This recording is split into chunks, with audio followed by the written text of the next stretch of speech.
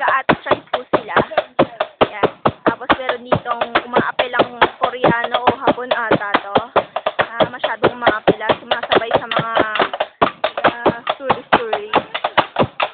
Diba? Mga Bombay shoes. Ayan.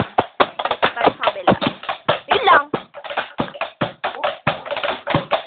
Yan. Silang tuling umaapoy